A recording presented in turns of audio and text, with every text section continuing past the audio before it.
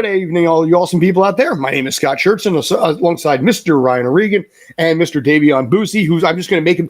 By the way, we're just going to leave him there the entire. Oh, come on, dude! You got to say that the entire show. There we go. Go. And welcome to Tales from the Film Set on Zingo TV channel 249, 250, part of Spanglish World Network. As always, make sure to download the Zingo TV app on the App Store of iOS and Android. When you download, make sure to rate and leave a comment. Both apps are free.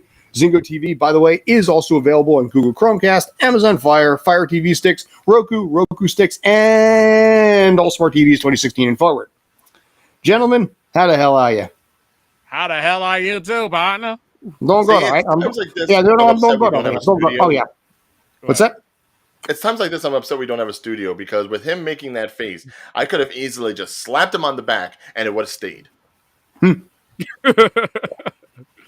You know what? Maybe you know the movie reference for that one. Yes.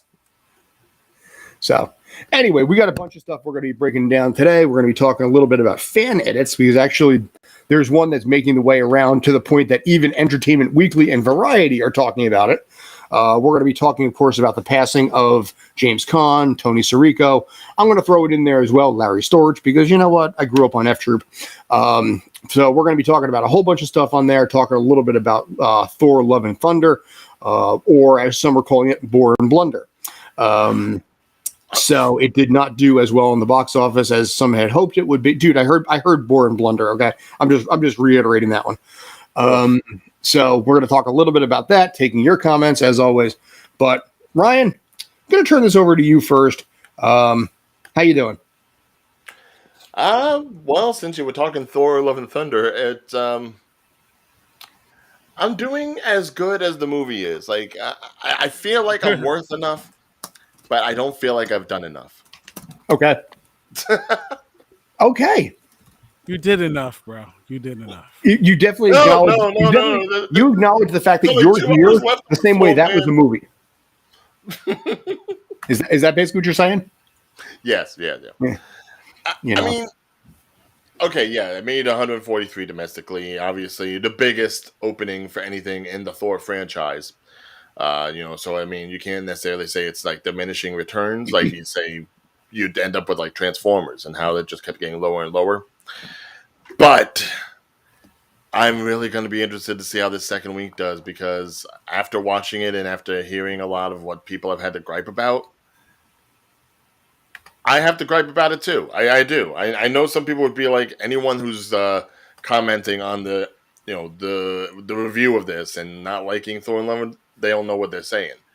I know what I'm saying, and what I'm saying is Taika Waititi had maybe a little bit too much fun with this film, where if this was like a standalone sort of thing and we never had anything prior, we never had the other Thor movies, and we never had Endgame, and we never had this overall journey of Chris Hemsworth's Thor character, I'd say it'd be fine. It'd be perfect. It'd be fun.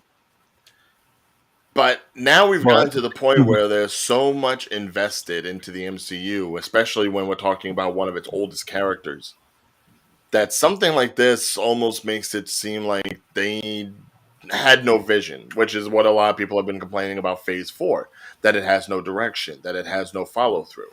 Right. And you could say that this is a perfect example of that. Day, I know you saw the movie too. What was your initial thought when you had seen it? When I see it, I'm going to say it's an entertaining film. Don't get me wrong. Mm-hmm. It's very entertaining. I'm not knocking the entertainment aspect, but there were certain things that I noticed in the film where I was kind of skeptical about, like certain death scenes. I'm going to leave it like that. Yeah, should we mention, is this spoiler or no spoiler? Ooh, do you want to do the spoiler day? It's up to you. Do you think I should? Spoil it! Okay. I'm going to throw a spoiler down at the bottom on this. All right. They telling me to spoil it, ladies and gentlemen, so don't get mad at me. Hang on. There. Bring the thunder. And there, it's official. Spoilers be coming. There we go. Okay. So I like how you put the spoiler part in like the lower level. It's like, well, we did say it. We just said a little bit. Listen, it was faster for me to put it that way. So you know what? Screw it. I'm doing it that way. Okay. So after watching the movie, it is entertaining. I'm not going to say it's not an entertaining film. It's just that certain things, like I really felt that it was too soon for them to kill off Mighty Thor. Mm. That's my opinion. I don't agree with a certain podcaster pretty much referencing Gore the Killer. What's his name? Christian Bell's performance. I think he did a good job. Or the God Butcher, yes. Yeah. I think Christian Bell did a good job playing the character or what the material he had. It made sense because the sword was more possessing him than it was his personality. And also, you got to look at. But I will say, it's kind of weird where we see a man who's formerly played Batman in 3 movies try to give his best Joker performance, because that's what it really turned into. Like the parts where he was laughing and cackling along with the kids and everything, it felt so left field out of everything we had seen leading up to it. He can play creepy. As far as a creepy, instigating character, he was perfect. But then they just went ahead and gave him like this sort of like lobotomy, like at certain points during the movie where he was just crazy, and it was like, was this a different reel? Like, was this part of the same characterization you did, or was it just like a different? Thing about it fit. Think about it, like you. No, it didn't. Yes, it is. Think about it. Your daughter died. You in a desert, and you finally get to see your maker or the guy, the God that you worship, and he throws you like you're a piece of meat and treated you like a piece of meat, like you're nothing. Yeah. So, and then he grabs a sword, slops off the head, says he's going to kill the gods with that dead-looking face on him. If all he had done is cracked a smile afterwards, then I would have been on board, because then it's saying that he's delving into madness. But there is nothing that shows that throughout the movie. He's either completely goofy, hanging around with the kids and snapping necks off of monsters, or he's being very menacing and almost like a horror movie monster when he's with Thor and Jane and Valkyrie. Like, pick a lane. Wow. I'm sorry. And you know what? Look, he's called Gore the God Butcher, right? Yeah. How many gods did he butcher? Good question. How many? It's not about how many you butchered. It's about how many. It's like history of the world. Did you kill today? No. Did you try to kill today? Yes. It's not even that. Think Trigun. Mm-hmm. Oh, an anime reference. We don't do that enough of those on this show. Think of Trigun. What's it? The Stampede. Mm-hmm. How many kills did he have? Did we see all the kills, or he just been a bumbling idiot trying to run away from the kills? But the point that he's saying is that if you have this moniker, you have to show something to back it up, as opposed to just saying, this is that guy. It's almost like basically having Batman not do anything. He's Batman. You've introduced Batman, but he doesn't stop a crime.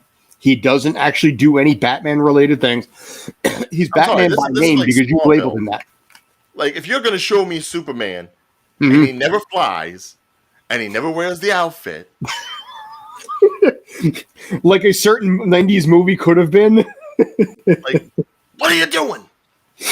Yeah. I mean, this was essentially just a rom-com sort of movie. I get that. You wanted to, clear up things with, Jane. You brought in Natalie Portman. You brought her in for, all the clearing of what happened, why did they break up, all that good stuff. And it semi-led to Thor's whole thing about he loses everyone that he loves. I get that. But you could have told it in a way where Thor didn't look like he had regressed in intelligence. That's the you biggest could have told it in a way have, that had deeper emotional stakes for Jane, considering the first thing we see her is just joking around while she's dying of cancer. And you could have done it in a way where there was at least a little bit more semblance on the story between her and him, and not all these different things like Omnipotent City, like Gore, like the kids. Why were the kids so pivotal? Just because we wanted to go ahead and end up with Thor having a kid at the end, who's not even his kid, who we have maybe 2 minutes of investment on before the end of the movie, and it's pretty much shoehorned in just because Chris Hemsworth wanted to have his daughter in the film. Is it spin-off possible? Basically, Thor Kids coming to Disney Plus. No, if anything, that will lead into a fifth movie or some sort of clip, and especially with the Could be that Hercules, too. which, oh my God, See, okay. this is where Disney basically is looking at it from product. And I'm sorry, Ryan, did you have anything else? I'm sorry. No, because there's also been this driving trend in Marvel movies where it's like, oh, we got to hook them at the end, so let's go ahead and grab an actor and put them in as a character and be like, oh, look who we added to the MCU. We don't know when the hell we're going to see these people in another movie, but you just keep adding and baiting us. You're baiting us. I don't even watch Ted Lasso, but I still recognize that's the dude as Hercules. Right, and mind you, right. scrawny looking Hercules, but I'm sure he'll do fine. If we Ryan. ever see him be Hercules Ryan. in a reasonable amount of time, he could Ryan. die before we see a movie with him in it. Ryan, you're shaking your camera. Yeah, I did notice that. I know, that's how angry I am. All right, Ryan, basically take a load off. Let me go into a couple of things here. This is the problem that Disney now has. And I was watching like, Critical Drinker. I was watching, Nerdrotic and things like that. And Nerdrotic referred to it as a phenomenal Disney product. And now he is a ardent hater of pretty much all things Disney and how Disney and Amazon have kind of ruined the original integrity of the product itself. Right. And he referred to it as a product. And that's where I think this is where Disney is seeing stock prices first versus the artistry that was originally in like some of the older stuff. So you see the original, they painted themselves into a corner, Marvel as a whole, because now the fans are expecting a mid-credit scene. They're expecting the next thing. You got to run with it. Fine. I'm okay with that part of it. But now they're looking at it so much from a stock price standpoint. Disney, had the stock price drop, that they're forcing sometimes script changes into things that can force the next series. Reva, for example, spoiler coming here. Reva was supposed to die in the Obi-Wan series. Darth Vader was supposed to kill her, but Disney intervened and said, no, we're going to give her our own series. So Darth Vader, who kills everyone immediately and doesn't F around and, kills anyone who knows, that he was once Anakin. And he's killed his own troopers for that. Let her live so that Disney could make a Reva Star Wars series. And this is where a lot of the product problems come into this, because it's all about the money first and then the artistry and the magic second. I think part of it is the fact that at this point, this is now the fourth Thor movie. This is, how many times has Chris Hemsworth done a Marvel film at this point? It's got to be at least 10 at this point, I would think, minimum. Even well, I think we were talking about that last week when we were talking predictions, that he's been an MCU character as Thor longer than Hugh Jackman was Wolverine. Yeah, that's a feat. Don't get me wrong, and he should be completely grateful to Disney and Marvel, because before Thor, really nobody knew him. He was like the first real unknown character that we got in the MCU when we had the original origin stories. Mm-hmm.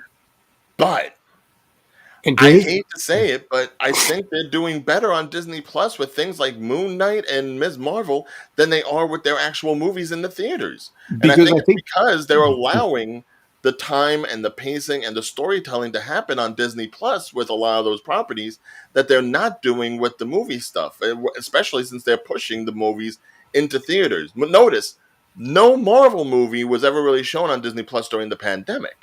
Correct. They went ahead and did that for Pixar. They did that for other animated stuff. But Marvel has always strictly been in the theaters when it came to the movies, because that's their moneymaker.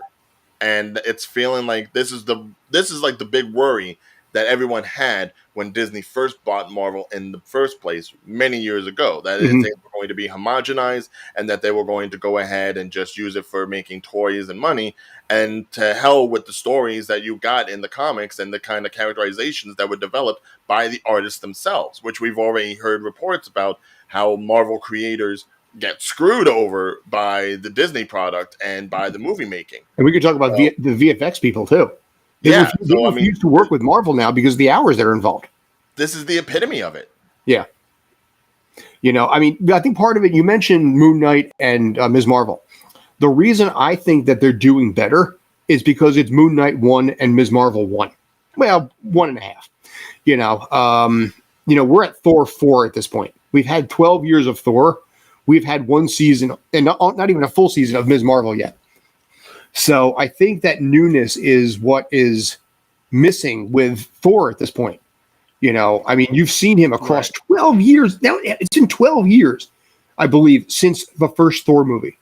Right. And that's what I was saying before about like his journey. I mean, when you look at the Thor character from Infinity War and Endgame, and you see the turmoil that he's gone through, having lost everyone, having lost his hammer, having lost his family, having everyone disappear, and then, he go into his like fat Thor phase and he has to come out of it.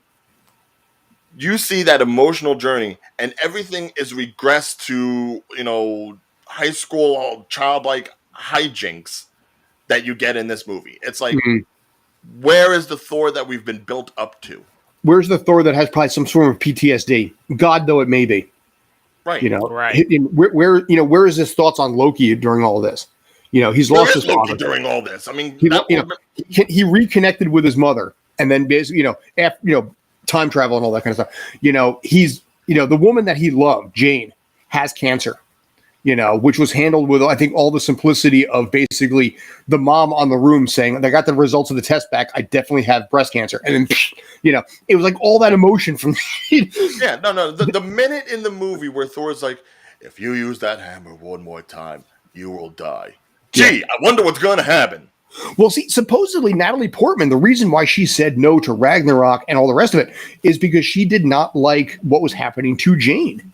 I mean, it's the same thing that basically happened to her as Padme. In episode 1 and episode 2, Padme was a badass. She fought, she did the thing. The third one, she was basically barefoot and pregnant. And Jane Foster sort of went down the same road where she was essentially barefoot and pregnant. Not pregnant, but you get the point.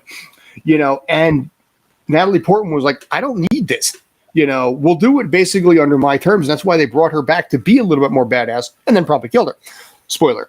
Well, I mean, that gets me thinking about Jamie Lee Curtis, because she didn't want to have any more part in the Halloween movies. Yeah. But the reason they brought her back after H2O in Resurrection is like, okay, I'm doing one more, but you got to kill me. You got to end this.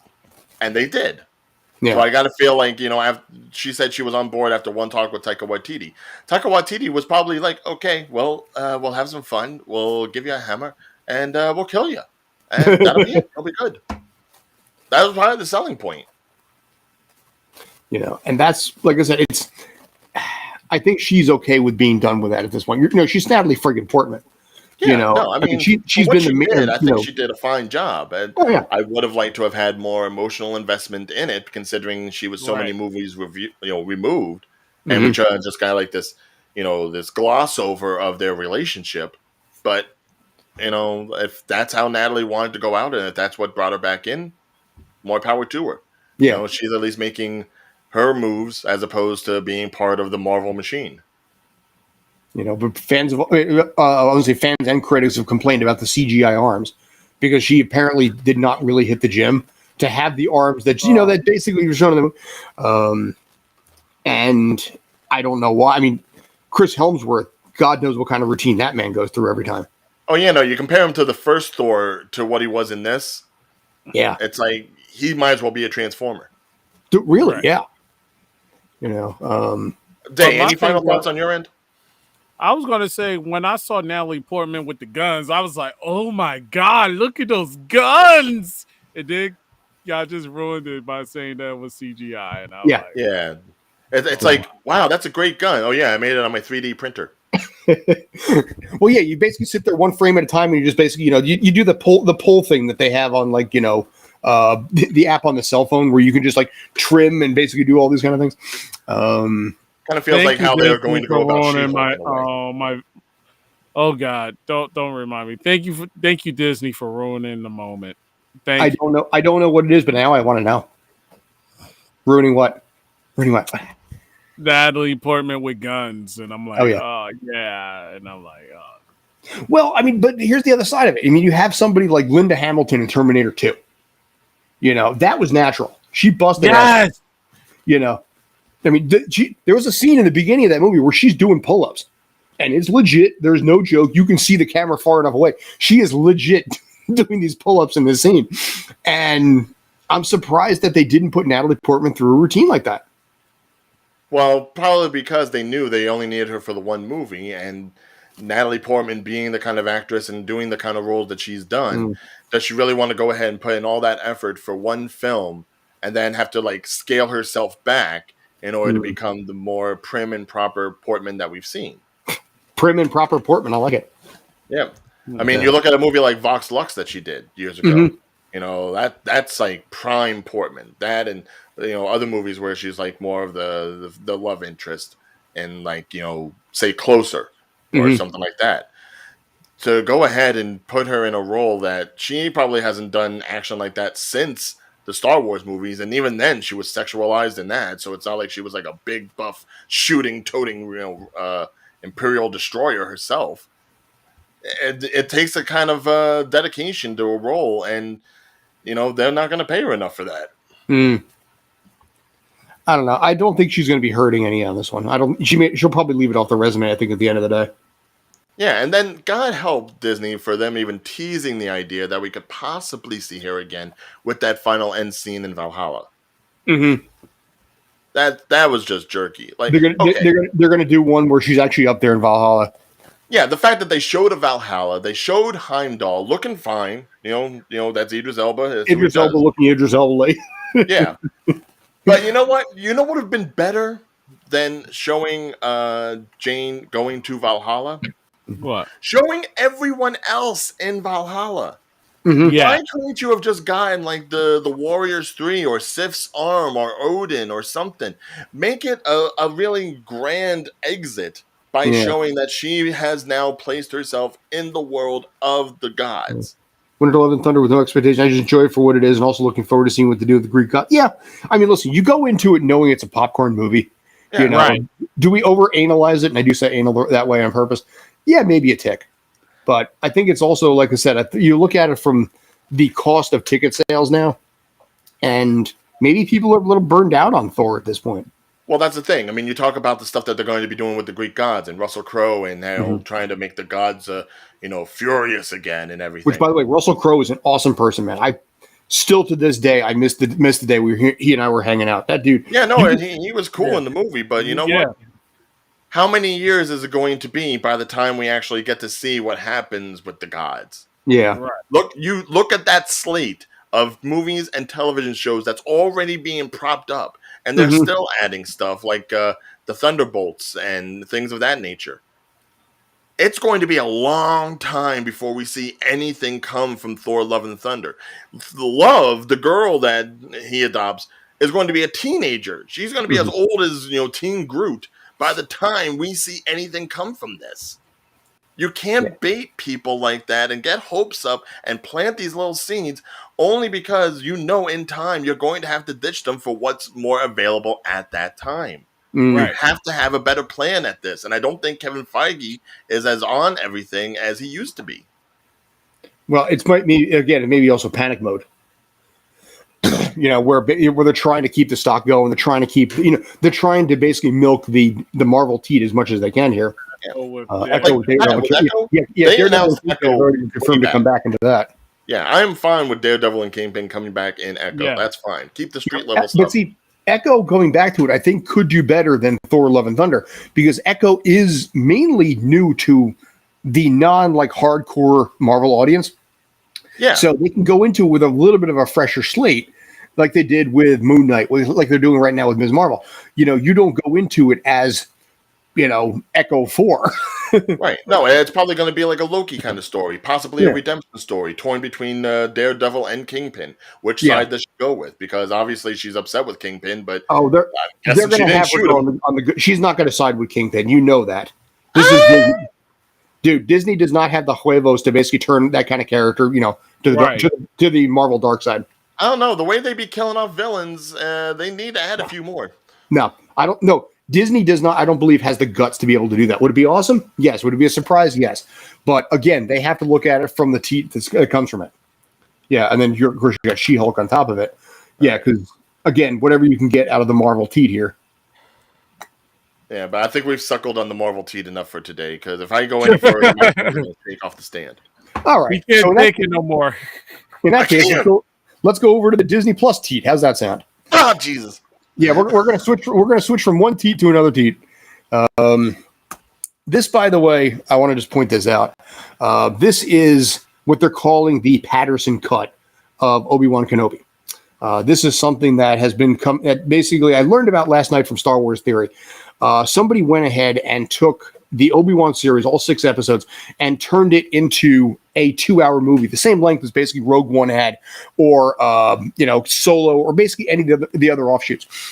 And surprisingly, it works a lot better because it's streamlined, it's to the point, there's a lot less fluff, it keeps the storyline very, very tight, and honestly, I got to tell you, I'm not all the way through it, but they make a requirement right up front. You have to have a Disney Plus subscription, and you have to own episodes 1, 2, and 3 on Blu-ray because they're using footage from those movies to basically make this one.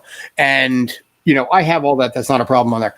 But what's impressive about it is the fact that it makes a much more tight, concise story and more in line to what the fans are wanting. Some of the news outlets, Bad Friggin' Robot, I'm looking at you, they straight up trash the guy for doing it. But then you have like Variety, IGN, Entertainment Weekly. They're like, you know what? This is actually pretty damn good. But I think what it comes down to, and this is just me on my soapbox, it's a passion project versus a financial product. Right. So, Star Wars Andor, I don't know what's going to happen there. Andor was a popular character. What are they going to do? But Disney is seeing dollars. They've already got 2 seasons set Star up for Wars it. Andor might very well go down that same road as well. Well, they already made the map for Andor, saying what the first season is going to cover, and that the second season is going to lead all the way up to Rogue One. Mm-hmm. Right. So 2 seasons, that's it. No more extension. But the problem with Andor is we kind of already know what's going to happen to the guy. Right. Right, but as opposed to say not to get back on Marvel, Black Widow, when we saw that solo movie, which pretty much took place between things, it's like we knew how things were going to end. We know how things led up to it, but this was an individualized story. Mm-hmm. The difference here is that with Andor, we know how it ends, but we don't know really how it starts. Mm-hmm. So as opposed to something like Obi-Wan, where it's like a filler piece of a space that no one was asking to be filled, there's a lot that you can do with Andor, and there's a lot that you can expand into the seedy underbelly of the universe and really talk about what it takes to get war completed. Mm-hmm. The underhanded tactics. Not everyone is as altruistic as we've seen from the Rebellion and the Republic. Sometimes you gotta do some dirty stuff. So with Andor, I'm a little bit more hyped. I will watch Andor with you guys more so than I wanted to do even Boba Fett because it's going to be I feel like it could be a refresher as far as Star Wars canon is concerned. Okay. And I think it will draw more of an attention towards, like you said, the characters. So doing it before, was it Rogue One? Because I went to the theater to see Rogue One, and I was like, okay, it's not a bad film, but you had the heroes die in honor. Spoiler alert. It's 6 years. It's okay. Saying it's the best live action Star Wars movie of the new crop. Right. Mm-hmm. So I mean, there is something to be said with actually going ahead and doing different things with different characters. For once, and I was going to say, that was only the second one of the bunch too, because they only had episode 7 first, right? The year prior. Correct. And episode 7. Here's the thing: I didn't hate episode 7. I didn't. Did it rehash everything from the first ones? Yeah, it kind of did. But I liked the fact that the movie, it gave us it introduced, new aspects that I think we're going to be okay with it. It go, F the hell with, from Rian Johnson's decision to basically run with things. But with Rogue One and episode 7, it was still a new Disney product. And then afterwards, things kind of went downhill after that. But with Rogue One, the problem, I think, a little bit is it's been 6 years since Rogue One. Yeah. The Rebellion knew they would get their hands dirty as much as the Empire did. Yeah. Sometimes you got to fight fire with fire. What do you do? Devil get it over. But my question in this case here is it really going to be something that's going to draw a lot of attention? Because it's been so many years since we had, Andor. I'm sorry, since we had Rogue One. There's so much more Marvel or Disney content. It's all together, dude. It really listen. The Disney teat. I swear to God, there has to be something on the internet somewhere where there's some kind of a cow that has Disney on the side of it, and you have one udder for Marvel, one udder that you got for Disney. And the cow's got the two big circle ears. Dude, yeah. But again, it's not really entirely Disney's fault because there's so much out there with Hulu, Netflix, Amazon Prime, who's dropping over $500 million on a Lord of the Rings thing that apparently is already in deep guano to begin with. HBO. I'm going to throw it back out there just because Ryan loves it. Weather Channel Plus, because by God, that's actually a thing out there. The problem is Disney has to keep up. So when you have that much competition, the quality sometimes drop to keep up with the quantity being thrown into people's faces. Right. Right, but obviously stuff like fan edits like this, Yeah. it also speaks to a bigger thing about fans in general. If you're going to go ahead and work with established characters that people have known for like 5 years, 10 years, 15, 20, more so, and then you try to hammer in a lot of exposition and new things that really don't pertain to the character, you're going to upset the audience. And really, it's the audience of the hardcore audience that you're doing this for in the first place. I think, if you look at stuff like what other fan edits have there been? There's been... Funny you mentioned that, by the way, since I just happened to pull it up. The Matrix Designized is a great example where it took out basically all scenes involving Zion. Pretty simple edit when you think about it. And it cut down the last two movies into 1 2-hour film. And it was very tightly paced, very, very structured, and faster moving with less characters to have to keep a track of. Right, but you can do something like that with this and with Obi-Wan because they are established characters. They are people and places that the fans are very familiar with. The fans know what they want to see. They know what they want to hear. And that's why they cherry pick. And you can see the fans are even more scrutinizing than, say, Disney would be. I mean, if you want to talk Star Wars, go right back to Mandalorian Season 2, and the guy who edited Luke's face got a job because he did better than Disney did. Yeah. Yeah, I mean, the minute the fans the guy know who what the fans want, it's smart that Disney takes notice, but not everyone does. Right. And I think fans have more power now than they ever had before because of the technology that's out there, because of the networking that's out there. Don't forget, we almost got a Sonic that got some weird teeth, but we didn't because the fans spoke up. Oh yeah, And now basically you have two different Sonics that way. You've got the one who makes appearances in Chip 'n Dale's Rescue Rangers and the one that we know with Ben Schwartz. But we almost got a 2-theater Oscar-nominated Snyder Cut because the fans requested it so much. Because they knew there was a better product out there if it was just given to them to, ingest and really go ahead and say, okay, this is what we like. But that option was taken away from the dollar cut. I mean, I don't want to say that the fans should control how movies are made because a movie being made is obviously the creative direction of everyone involved in making it. It's their vision. They should have the right to tell the story that they want to tell.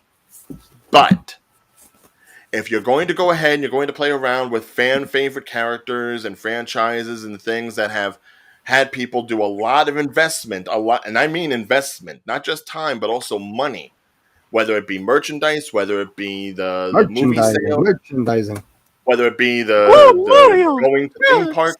Mario. Once people have invested enough money into something, then they want to see results. It's like being in the stock market.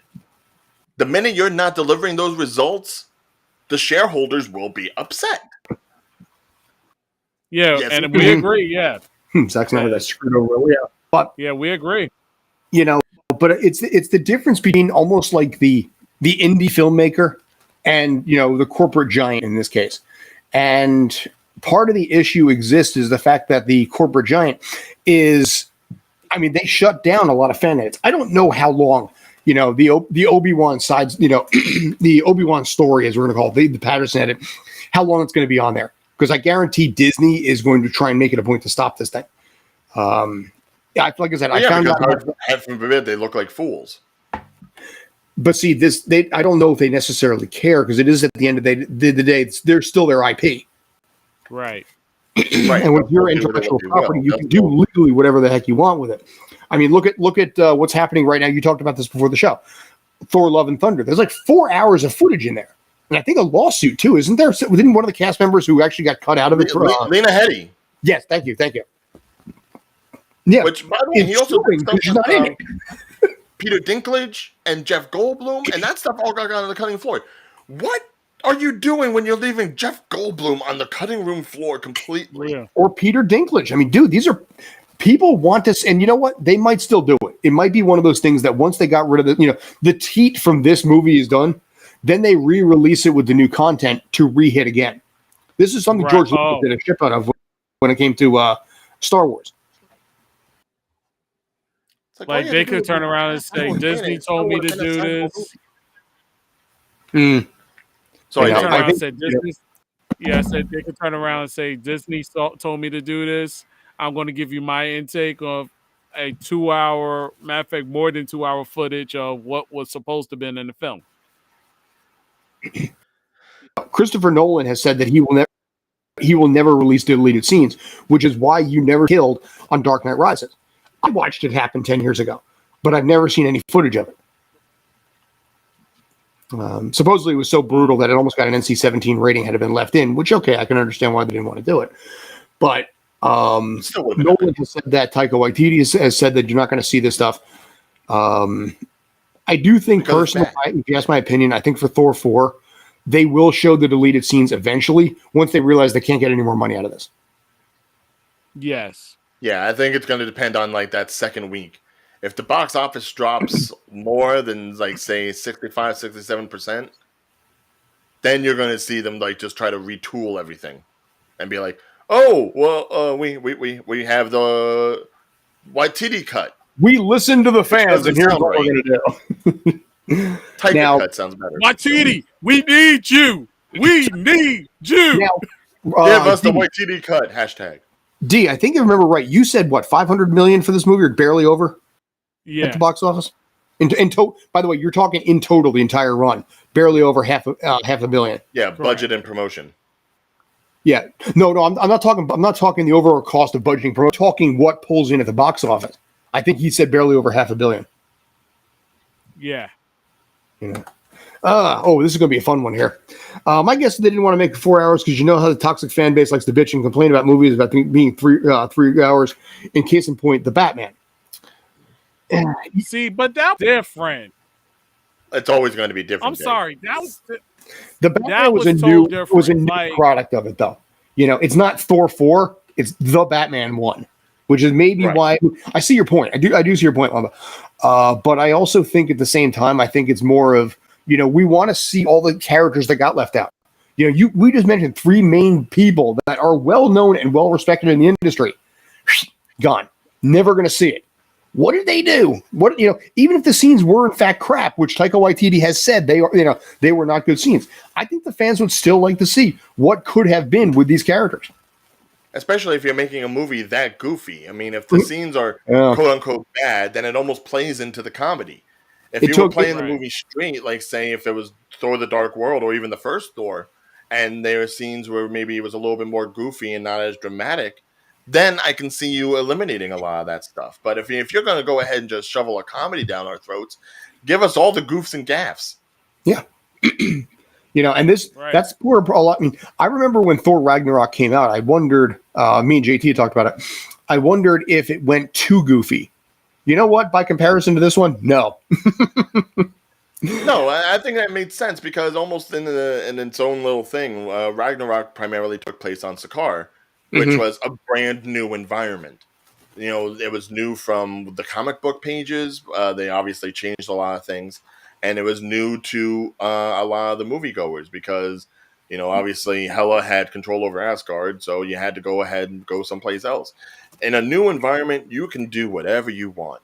You almost saw that pretty much like in this movie with Omnipotent City, with all the gods just hanging around and everything. But you could have gone so much further than just having a council and a bunch of CGI dots. Where was the Eternals? Why weren't any of them being played into this sort of thing? Where were some of the other gods? I would have loved to have seen more talk on Bast, considering it's Black Panther related. since that's going to be the next movie that we're leaning into. Which I think will do better than this one. I do. You had so much opportunity, and yet the most other god we got was Korg saying, "Hey, naughty, naughty." The first time. Yo, those things were annoying. I ain't gonna lie. The screaming ghosts were annoying. That's what I'm saying. Grandmaster dealing with the screaming ghosts. Like, oh my god, this is. It's like you think the joke is funny and keeps coming back to the joke over and over. So. Yeah. But having Jeff Goldblum next to another enlarged animal after doing the Jurassic Park movies, that was a joke gold mine. Oh my god, I never even thought of that. But yes, right off Jurassic World Dominion. So had Carl Urban, in the Marvel movie too. Heck, it would have been nice to see whether or not Hela died. Yeah, she could have been a god there. She could have been hanging out, hiding out, but. There was so much opportunity, and it was just thrown in there for jokes and to introduce one god that didn't even get butchered. Okay, I'm off my high horse. I'm done. I'm done talking about the movie. I'm done. I'm done. All right. Well, actually, we have one more comment on that. Yeah. One more thing, we'll let it. Who knows? Maybe that old alien race went ahead and drugged them up before they gave them away. Speaking of drugs, super annoying. No, that's so. At this point, basically, we're going to go probably downhill a little bit as far as like the excitement level to more respect and honor, and we've lost two people in the mob-related movie world. Two Hollywood tough guys, if you want to call it that. We're starting in this case with the passing of Tony Sirico from probably mainly largely known from The Sopranos. We'll talk about James Caan in a minute, but this Ryan, I know you had a couple things you wanted to say. Well, no, because if anyone's been watching us, we're a bunch of Jersey guys, so. Anything that has like a big look Italian, you look all Italian and mob like. Yeah, well, no. I'm not talking Goodfellas. I'm not talking like we're like this. I'm talking just the simple fact that when you're an actor in the tri-state area of New York and New Jersey, and I guess either Connecticut or Pennsylvania, depending on who you talk to. Once you are a person in this environment, you know that anything mob oriented is like high value. And The Sopranos was a big deal for the state. Not just for the state, but for the acting companies that had something to do on this side of the world. And, seeing a guy like Tony Sirico, Paulie Walnuts, who had just like a very visible face. And him and, other actors who were on the show, they made that their career, not just a job, but even when the show ended, they would do conventions, they would do they pretty much lived that life, so to see one of them pass, it's disheartening. It's not unexpected considering most of the guys were elder statesmen, even back when the show was on, none of them was a spring chicken except for maybe Imperioli, but it's still sad to see them go because not only were you losing someone who was in The Sopranos, but you're losing almost like a staple of New Jersey actors. Right. And not just that, but it's also a very significant role that we haven't really seen played up well since, and that's like the mob tough guy. You see a lot of projects going on in the state, and they'll always ask for someone to be a bouncer or a bodyguard, or you got to rough them up a little bit, It's like these are roles that pretty much get people discovered just because of their size, stature, and if they have any enough charisma. And mob movies are pretty much the one way to do it. If anyone with Tony Sirico's criminal history can become the actor that he was, it's almost like anybody can. And mind you, the guy was in jail for almost 20 times before he got into acting. Afterwards, I don't know. But he was like a career criminal. And he even got a second lease on life because of this stuff. And that's what people like, the redemption story. Yeah. People we should all can connect with a redemption story. Now, I was going to say, speaking of that, Goodfellas, obviously, we talked about Paul Sorvino a little before the show. Vincent Pastore, who made a lot of headway when it came to mob stuff and Sopranos. I believe he got a start from Goodfellas also. Yeah. Yeah, and unfortunately, even a couple of months ago, we lost Ray Liotta, probably one of the biggest visual entities of mob moviness. Right. Except here's the thing, but see, Ray Liotta made it work outside of just mob movies. I mean, he had he had that TV show with J-Lo. He had Field of Dreams. He's had a lot of stuff that wasn't just mob related, but a lot of people I think knew him best from Goodfellas. But because Ray Liotta was also one of those actors where it's like anytime he played a role, he usually played himself, and himself was Henry Hill from Goodfellas. It's like he didn't really switch up his repertoire or his speech much. He always kind of like had that tough guy persona. It's like, he could be playing someone's parent, and it's like, I will take you behind the building and I will slap you around. You always just got that vibe. That was straight up North. That's straight up North. Yes. Well, I mean, okay. Can we talk about basically? Can we just talk about in this case James Caan being the dad in Elf? I mean, when you think about more cinephilic people would remember him from The Godfather. Dude, apparently Jon Favreau was intimidated as hell when James Caan showed up because it's James Caan, Godfather, and he's in this happy, fluffy Christmas movie as the dad of an elf, and it's like, oh god. But apparently he had like one like F-bomb moment in character just to get himself zoned in, and then basically went right down to kid role. I think he's talking about Ray Liotta as Psycho. Yeah, it's Psycho. Yeah. That was Copland. I can't think of.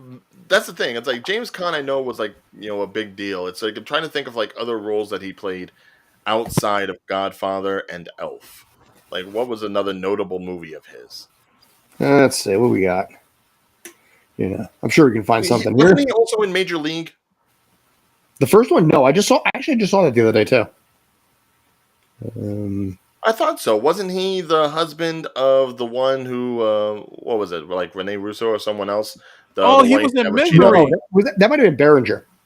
He was in Misery. No. Berenger was the guy who.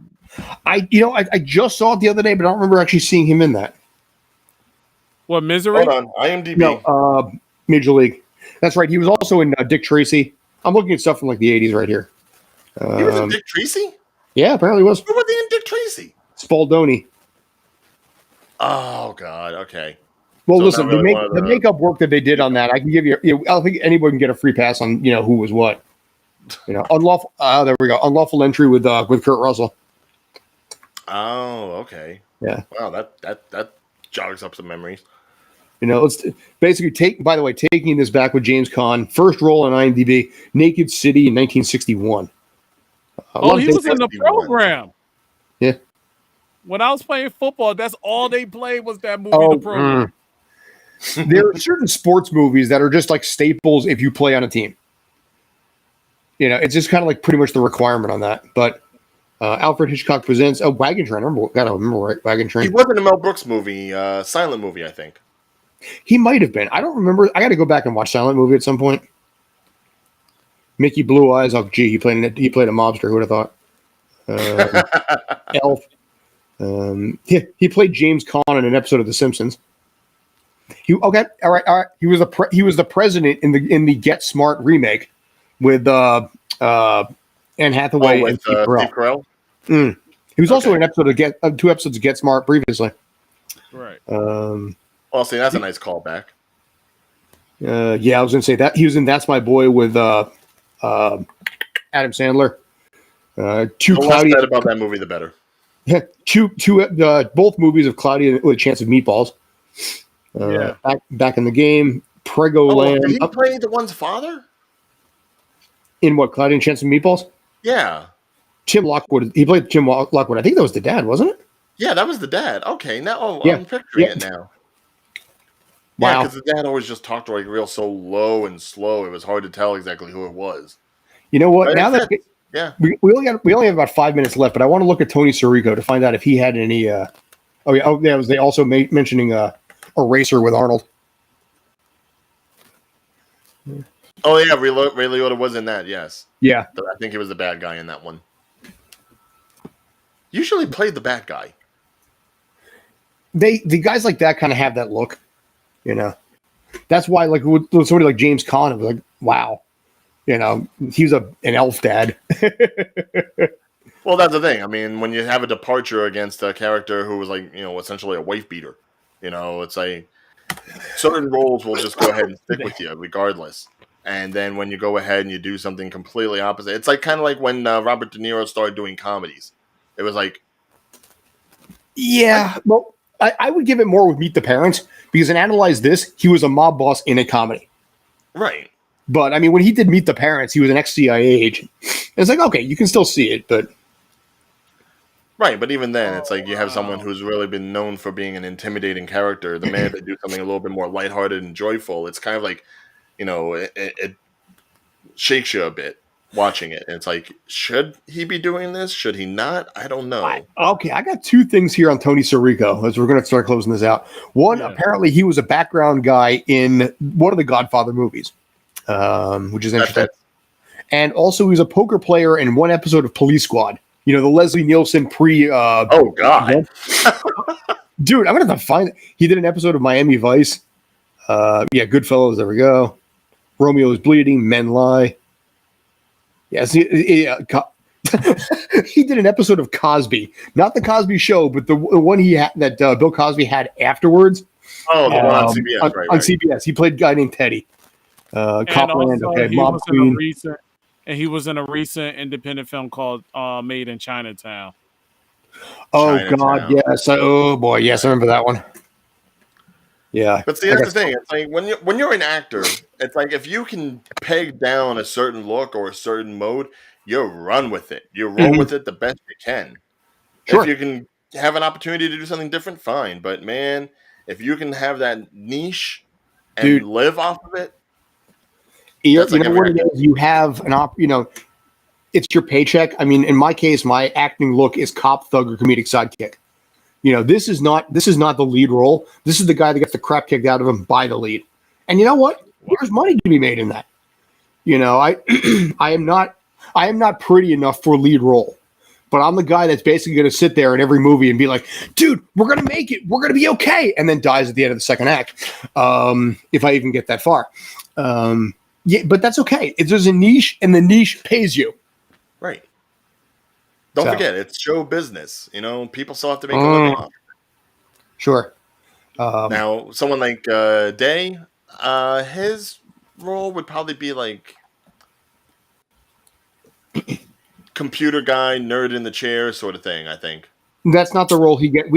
Day and I have talked about the roles he ends up getting. That's not it. What does he usually end up getting? Not that. Anyway, moving on. Wow, just buried the lead. He's typecast in a lot of cop shows. Let's put it that way. Just like I'm typecast as basically being like that creeper that hangs out at a bus stop at 2 in the morning. So, yeah. See, I'd be fine being typecasted as just like a wall. You know, just like let me obstruct some things. And you know what? You're doing a great job obstructing that back wall. By the way, with 1 minute left, I also have to throw out one more. The passing of Larry Storch. He was raised on F Troop. You know, he was one of the original Ghostbusters. The original. Him and Forrest Tucker were the original two Ghostbusters from 1975. So if you remember the Filmation one with the gorilla in 1986, that was the sequel series to the Ghostbusters from 1975, starring Larry Storch. Anyway, Larry Storch was like 95 years old, so he had a good run with that. So props to my boy Bob Greenberg for being a good close personal friend as Larry, even to his dying days. Nice. So, all right, gents, we got to wrap this up. Any quick thoughts in the next 20 seconds for you guys? Well, don't forget, you'll be seeing Day and myself tomorrow, 5 p.m. Eastern Standard Time with Haj as we do the season finale of Ms. Marvel, Episode 6, possibly one of the best things Disney's put out in Phase 4. Will we see how it all ends? Will there be other Marvels involved? Will there be any more villains to appear? And will there be any more heartfelt, emotional things that happen with family that just really clench at your chest? I'm focusing. Go ahead, watch with us. come in comments. We'll be doing a whole series with you afterwards. So come watch. Yes, Yeah. 5 p.m. Eastern tomorrow. So 5 p.m. Eastern, 2 p.m. Pacific, and probably around 9 p.m. Europe. Anyway, thanks as always. Appreciate it. You guys are awesome. Take care.